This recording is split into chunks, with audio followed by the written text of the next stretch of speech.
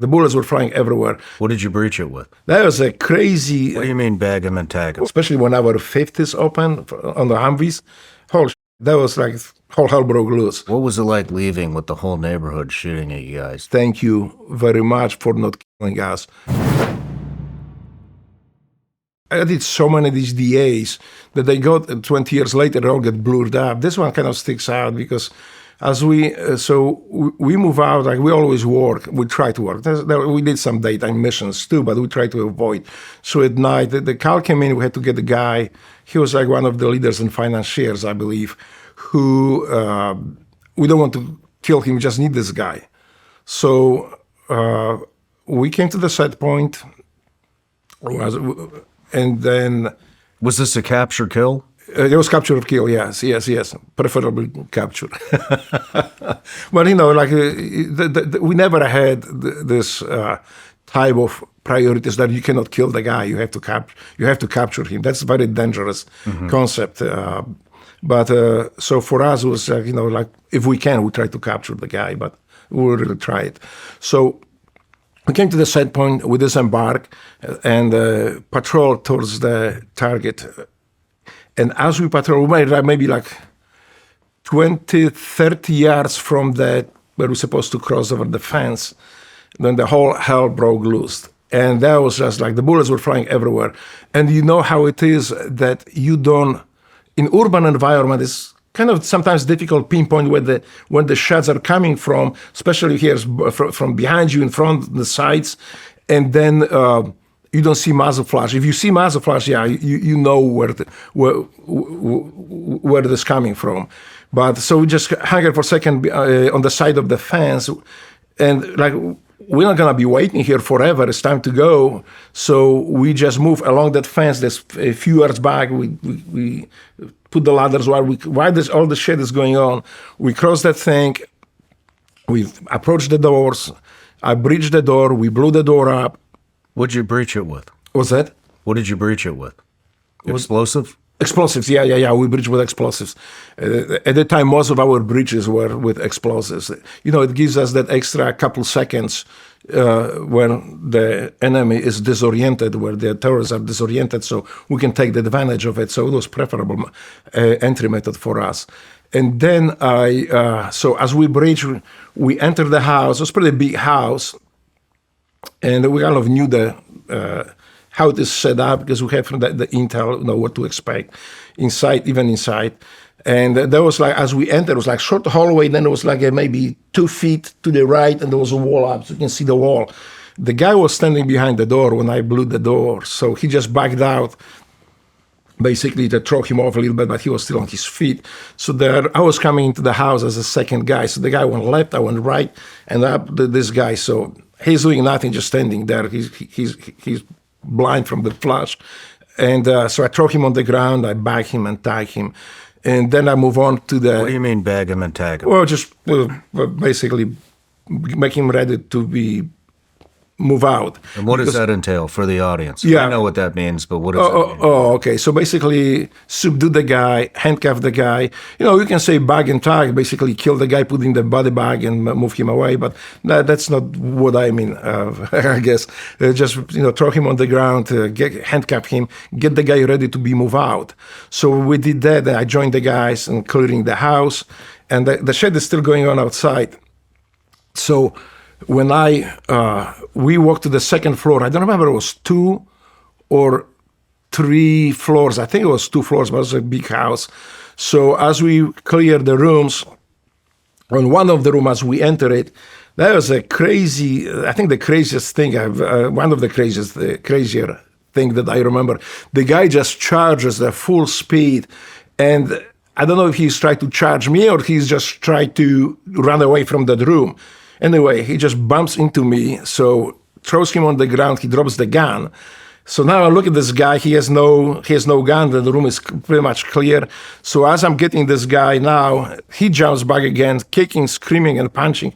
So as the fight is going on, I'm getting the call. Well, I could shoot the guy, but he was not armed, so really there was no need to shoot the guy. And as I'm working with the guy, the call comes in, hey, Drago, you need to stop the Grom element that's moving on the backyard, and there are 3 guys in ambush laying. So tell them, stop them, tell them to wait. The helo is coming to laze them, put the laser beam on them so the guys know where they are. So I'm here trying to get this guy compliant, and at the same time speaking on the radio. So I put my gun at the time kind of to the side. I had another guy in the room too, but he was busy still doing his stuff. So, at the same time, I'm talking on the radio to Polish guys in Polish that don't move on that backyard, just hold on, the helo is coming, and I will get you there to, they will let you know where the guys are. So they stop, and at the same time, and the bullets are flying into the room through the windows too. So wow. I remember I had like 2 of them came, and you don't hear there's not a whistling like you can see on the movies. It's just a crack, and there's just the impact on the wall. So, and then the Grom guys is calling me too, telling me that, hey, we are moving on this. We see these guys now. We know where they are. There's element maneuvering to the side, so taking the crossfires from the side. And then, so then I relay this to our guys while I'm bagging the guy. So eventually, I bag him, tag him. There was the guy, but I don't know which guy it was, the one that we were after, but I think we were after all of them. So I think we haul like from this target maybe like 4 guys or 5 guys. We left, I think, some guys there. They were like, for non-important. But anyway, the call came in high. We need to move out because I think there is a group of guys coming on us. You know, we have a limited number of people, so we are not set up to run and gun for like an hour. It's very surgical. Yeah, very surgical. So we just grabbed the guys, whoever we had, and bailed out and left. The whole neighborhood. The whole neighborhood. Yeah, because the guy was very important. So they had he had a setup, he had like security set up inside the house and outside the house in the perimeter. The perimeter was the one that opened up on us. And our external security actually was duking it out with them, took care of them at the same time while we were clearing the house and bagging and tagging the bad guys in the house. So, yeah, we got them, and like I say, nobody got hurt. Those Iraqis in the ambush, they pretty quickly realized that's not a good idea. So we got them too. And that was, that was memorable. That was like one of many those missions that you do it for so long time that it became like almost like a normal thing, but it's not the most memorable mission like that. That the most like impactful on me mission that I did. So, when did you find out? Well, what was it like leaving? Before we get there, what was it like leaving with the whole neighborhood shooting at you guys?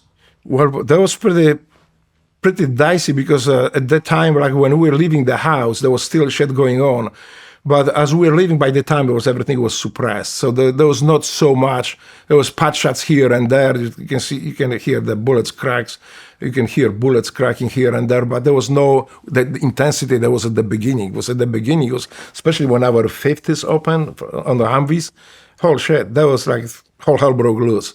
This is where we were breaching the door at the same time. So yeah, that was. Yeah, I remember that. I just never pay attention to like each particular mission. For me, you asked me into one. What's that? It all blends into one. All blends into one, especially if you do it for so long. And another thing, like I say, the thing more impactful for me was the one time we were in the house, clearing the house.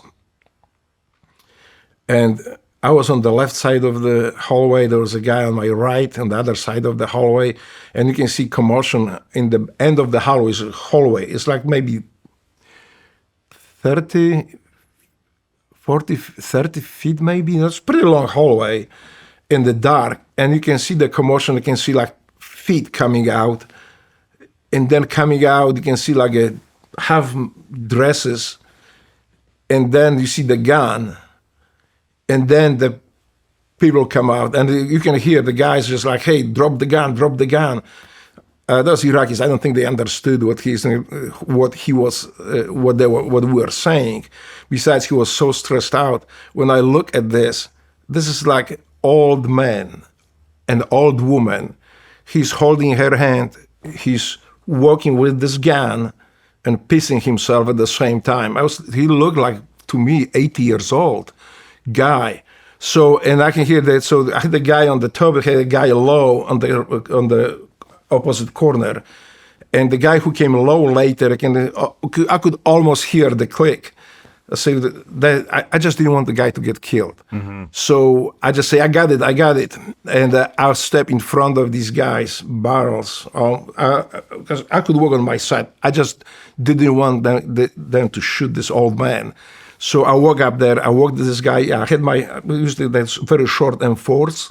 So as I was walking up to this guy, I am in his heart. I mean, I would just pull, like, if he would just try to do something, because he was holding the guns. He didn't aim at me. He was just for maybe like a little bit down. So I walked up to him. I took this gun away from him, and then so when we took the guy with us, it was one of the guys we needed. We went after. So when we were leaving, his old wife came up to me and said, like, "Thank you very much for not killing us," because I told him to put the gun away, but he thought that this may be some insurgents or some people got to kill him. So thank you for not killing him. Wow. And I got a lot of flack from our guys too, because, think about it for a second. That was kind of selfish on me, but I just did not want this guy to get killed. Because there was very quickly pointed out to me on the debrief, what if this guy were just there and there was other guys just waiting in the dark hallway where you can't see it? We had a flashlight too, so we hear the commotion, put the flash, we see the gun, right? So, and that you were right in front of our guns. We wouldn't be able to do anything. You can't do it. I understand. I agree with them. It was not tactically, there was wrong thing to do. I don't know. You felt it. I just felt it. I just felt I don't want this guy to get shot. His old wife, they holding hands each other. This guy is just barely walking. They have still those house shoes, those flip-flops on. And then, and he's holding this gun and shaking like this. And I remember, you can see the dark spot on his these pajamas. And I think he still had this funny hat with his, like, this little funny ball, just like you see in the cartoons. Mm-hmm. So that sticks out to me for two reasons. One is that maybe what I did was wrong because it could endanger me and maybe other guys in the house. I just did not want this guy to get shot, and I think I was afraid he was about to be shot, and this woman standing by him. So. Wow. So that was very impactful on me. No matter where you're watching Shawn Ryan Show from, if you get anything out of this, please like, comment, subscribe, and most importantly, share this everywhere you possibly can. And if you're feeling extra generous, please leave us a review on Apple and Spotify podcasts.